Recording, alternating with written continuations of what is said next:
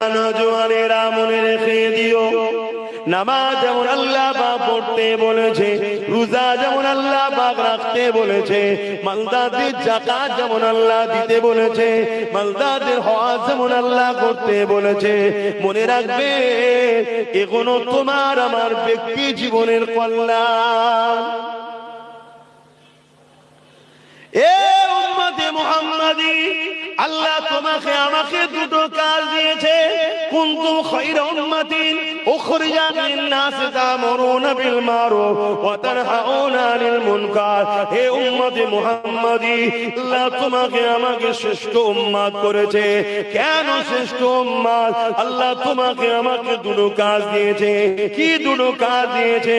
অন্যায়কে আল্লাহ জমিনের উপরে মিটিয়ে দাও, ন্যায়কে জমিনের উপরে প্রতিষ্ঠিত করো, অর্থাৎ জমিনের উপরে জুলুমকে মিটিয়ে দাও, জমিনের উপরে হিংসাকে মিটিয়ে দাও, জমিনের উপরে খুনকে মিটিয়ে দাও, জমিনের উপরে ধর্ষণকে বন্ধ করে দাও, জমিনকে নেশা মুক্ত করো, জমিনকে অত্যাচার মুক্ত করো, জমিনের এতিমদের খানার ব্যবস্থা করো, জমিনে অসহায়দেরকে আশ্রয় দাও, জমিনে বিধবাদেরকে মর্যাদা দাও, তাদের অধিকার দাও।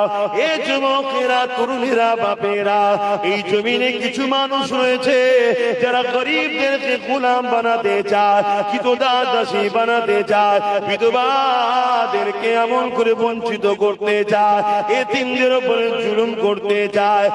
এক কথাই তাদের না ধারণা হলো গরিবের বাঁচার কোনো অধিকার নাই, তারা ইসলামের মূলত বিরোধী করে। কিন্তু তুমি আমি যদি রাসূলুল্লাহর প্রকৃত প্রেমিক হয়, তাহলে তোমার আমার দায়িত্ব রাসূলুল্লাহ সুন্নাতকে পালন করা।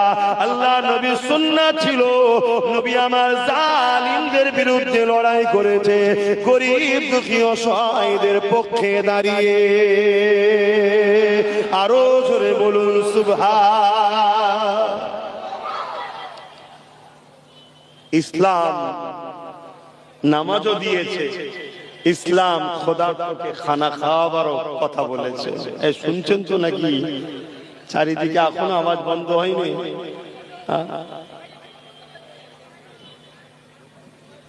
ও মানুষের ভিড়ে বড় বড়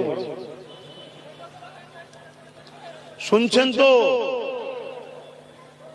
ওই মুসলমানটা ততদিন পর্যন্ত ইমানদার হতে পারবে না যতদিন পর্যন্ত সে সবকিছু থেকে রসুলকে বেশি না জোরে